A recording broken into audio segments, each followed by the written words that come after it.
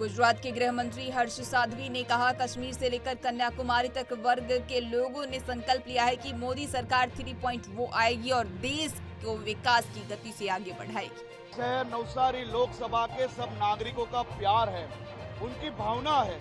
जिन प्रधानमंत्री द्वारा ये देश के सभी नागरिकों के काम के लिए पिछले 10 साल में एक भी छुट्टी लिए बिना मेरे देश की माताएं, मेरे देश के बुजुर्गों के लिए, युवाओं के लिए, बेटियों के लिए जिस प्रकार से प्रधानमंत्री जी ने काम किए हैं, वो प्यार यहाँ दिखा जा रहा है। आज हजारों की संख्या में लोग मोदी मोदी के नारे के साथ ये पूरे मत क्षेत्र में आज घूम रहे हैं।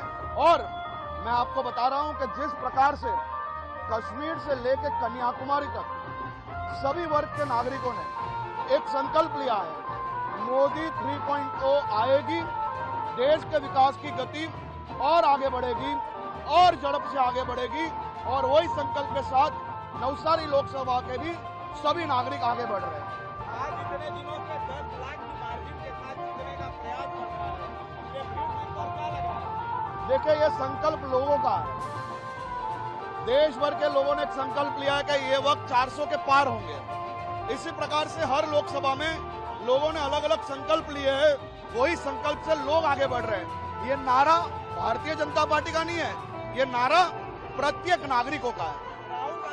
बिहार के पूर्व मुख्यमंत्री और राजद प्रमुख लालू प्रसाद यादव की ट्वीट पर जेडीयू नेता विजय चौधरी ने कहा, संविधान कहां खतरे में है? कौन सी ऐसी बात हो रही है जो संविधान के मुताबिक नहीं है? लालू जी ने ट्वीट क्या कहा, संविधान खतरे में है सर? संविधान कहाँ खतरे में? कौन ऐसी बात हो रही है जो संविधान के मुताबिक नहीं है? अभी तो चुनाव हो रहा है और सारे नेता, राजद के नेता सहित अपनी अपनी पार्टियों के लिए वोट मांग रहे हैं, समर्थन मांग रहे हैं, प्रधानमंत्री मांग रहे हैं, मुख्यमंत्री मांग रहे हैं। इसमें कहाँ संविधान खतरा में? वोट मांगना संविधान के खतरा में होता है क्या? राजद सांसद मनोज झा ने कहा, तेजस्वी यादव हर सभा में नौकरी की बात करते हैं। अगर तेजस्वी यादव पर हमला करना है तो नौकरी पर हमला करे कि हम ज्यादा नौकरियां देंगे। तेजस्वी यादव वो पीरजादा हैं, प्रधानमंत्री जी बादशाह हैं, सुल्तान हिंद हैं।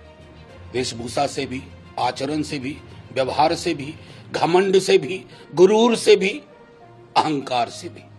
इसलिए ही सब बोलते हैं ना, तेजस्वी जी तो हर सभा में नौकरी की बात करते हैं। अगर तेजस्वी जी पर अटैक करना है तो नौकरी पर अटैक करो ना, कि हम तुमसे ज्यादा देंगे। आर्थिक सबलीकरण पे अटैक करो कि हम तुमसे बेहतर करेंगे। वो कर नहीं पा रहे, तो क्या यही अनशंट बचता है? शाहजादा शाहजादा शाहजादा।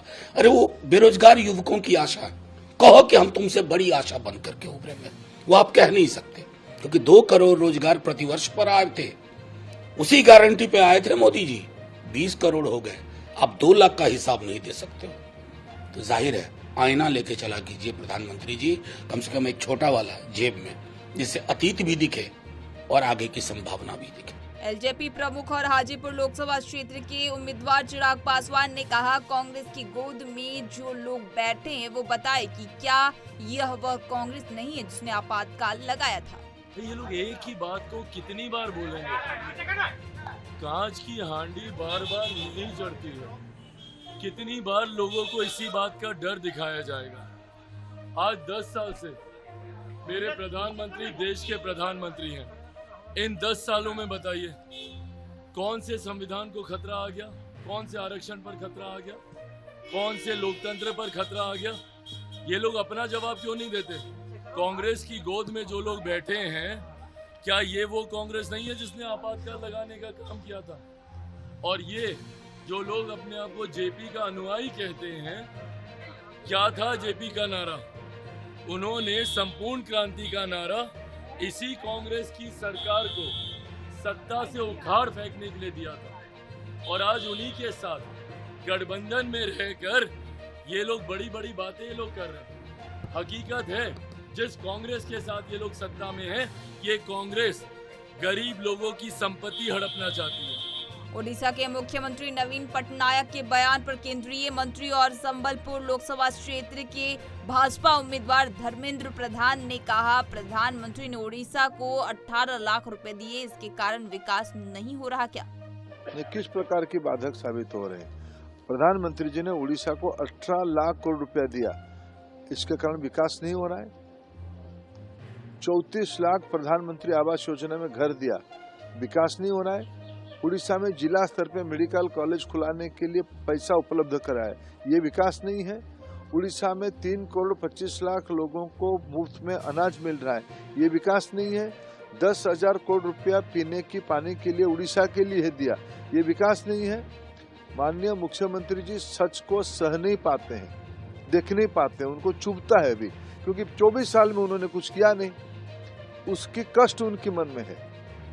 उनको उत्तर देना पड़ेगा, उड़ीसा में लोग क्यों बाहर जा रहे हैं काम करने के लिए। उड़ीसा में उन्होंने सारा व्यवस्था को लचर किया है। प्रधानमंत्री जी 3 करोड़ लक्षपति दीदी देश में खड़ा करने के लिए योजना बना रहे हैं। 10 करोड़ महिलाओं को प्रधानमंत्री उज्ज्वला योजना में गैस पहुंचा है, उड़ीसा में 55 लाख घरों में पहुंचा। यह विकास नहीं है क्या? मुख्यमंत्री जी बताए डॉक्टर क्यों नहीं है हॉस्पिटलों में, मुख्यमंत्री बताए शिक्षक क्यों नहीं है, मुख्यमंत्री बताए स्कूल से बच्चे भाग क्यों जा रहे हैं। गरीब के ऊपर मुख्यमंत्री का कोई योजना नहीं है। ये जब सच सामने आ रहे हैं उनको दिक्कत हो रहा है। कांग्रेस के प्रदेश अध्यक्ष जीतू पटवारिया ने कहा, 4000 किलोमीटर पैदल चले, कश्मीर से कन्याकुमारी तक लोगों से बात की, उनका दर्द समझा, उनको वे शहजादा कहते हैं। प्रधानमंत्री जी लगातार राहुल गांधी जी के लिए शहजादे शब्द का उपयोग करते हैं, जिन्होंने 4000 किलोमीटर पैदल चले, कश्मीर से कन्याकुमारी तक लोगों से बातें की, मजदूरों से की, गरीबों से की, किसानों से की, उनके दर्द को समझा, उनको वो शहजादा कहते हैं। जो एक टी शर्ट में 2-3 हजार रुपए की टी शर्ट में लगातार संघर्ष पिछले 10 सालों से मोदी जी की नीतियों के खिलाफ कर रहे हैं, उनको वो शहजादा कहते हैं। जो राहुल गांधी जी इस देश की मर्म को, पीड़ा को बिना डरे ईडी और सीबीआई मोदी जी की सरकार से लगातार विपक्ष की भूमिका निभाते हैं, उनको वो शहजादा कहते हैं। और खुद को फकीर, जो 15 लाख का सूट पहने, लगातार बात हुई, हमने देखा पब्लिक डोमेन में है, जो सिर्फ अडानी, अंबानी और उद्योगपतियों से मिले, वो फकीर। जो प्रधानमंत्री के बनने के बाद कभी किसानों से उनने चर्चा नहीं की, काले कानून आए तब भी कृषि मंत्री मिलते रहे, प्रधानमंत्री कभी किसानों से नहीं मिले, वो फकीर। अरे बिल गेट्स को जो इंटरव्यू दे, अक्षय कुमार को जो इंटरव्यू दे, वो फकीर। वो फकीर जो मीडिया के एंकरों से फोटो खिंचवाए और हीरो और हीरोइनों को अपने घर खाने पे बुलाए, एक्टर्स को बुलाए, वो फकीर।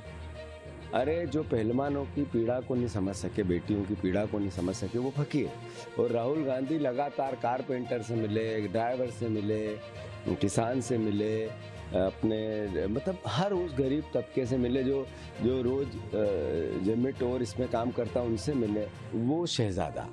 मतलब देशवासियों समझो, देखो असली फकीर कौन और असली शहजादा कौन, शहंशाह कौन। अपहरण मामले पर एसआईटी द्वारा जेडी नेता एच.डी. रेवन्ना की गिरफ्तारी करने पर कांग्रेस नेता शशि थरूर ने कहा, जो भी कहानी सामने आ रही है वह पूरी तरह से चौंकाने वाली और भयावह है।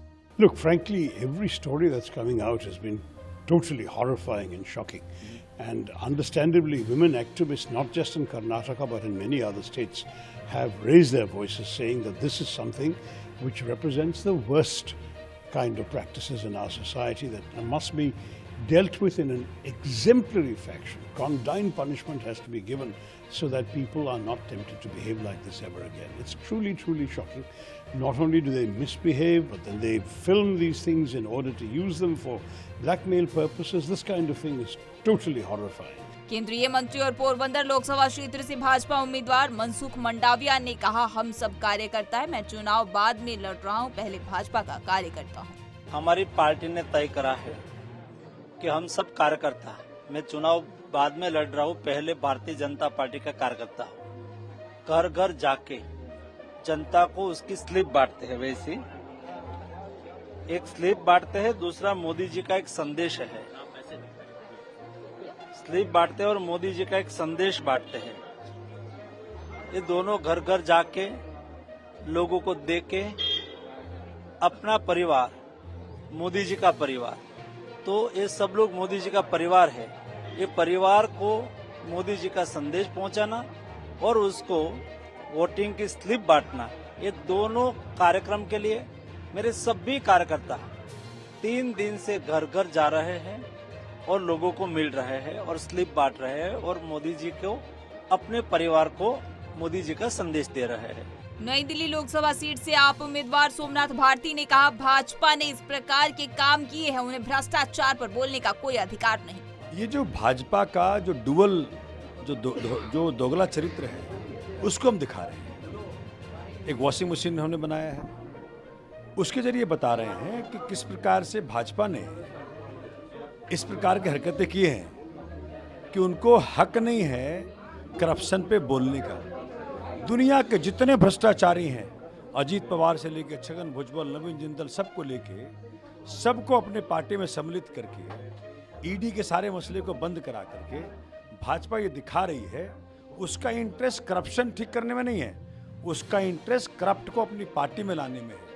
उस बगैर किसी प्रमाण, बगैर किसी सबूत को आपने अरविंद केजरीवाल को उठा के जेल में डाल दिया, दिल्ली के 3 बार के सिटिंग चीफ मिनिस्टर्स को। इस प्रकार की हरकतें दर्शाती है कि ये तानाशाह बन चुके हैं और तानाशाही का जवाब देश की जनता वोट से देगी। हम अहिंसावादी हैं, हम गांधीवादी हैं, वो गोडसेवादी हैं, वो हिंसावादी हैं। तो गोडसेवादी लोगों को समझ में नहीं आएगा जो हम कहना चाहते हैं, लेकिन देश की जनता समझती है। इस बार वोट की ताकत, बाबा साहब अम्बेडकर के संविधान में दी गई वोट की ताकत से जनता ने बताना है कि जनता लोकतंत्र के लिए है, संविधान के लिए है। आपको 10 साल देश में काम करने का मौका जनता ने दिया, आप अपनी लाइन लंबी खींचते, आप कहते अरविंद केजरीवाल ने दिल्ली में किया, पंजाब में किया, हम पूरे देश में करेंगे। जो स्कूल बनाया, अस्पताल बनाया, मोहल्ला क्लिनिक बनाया, बिजली किया, पानी किया, औरतों के लिए फ्री बस सेवा की है, अभी 11,000 रुपये देने वाले हैं पर मंथ हर महिला को जो 18 साल से बढ़ी है। तो ये सुविधाएं दिल्ली में मिल रही हैं, इसलिए दिल्ली में महंगाई का दर कितना है? 2.81%। गुजरात में कितना? 8%।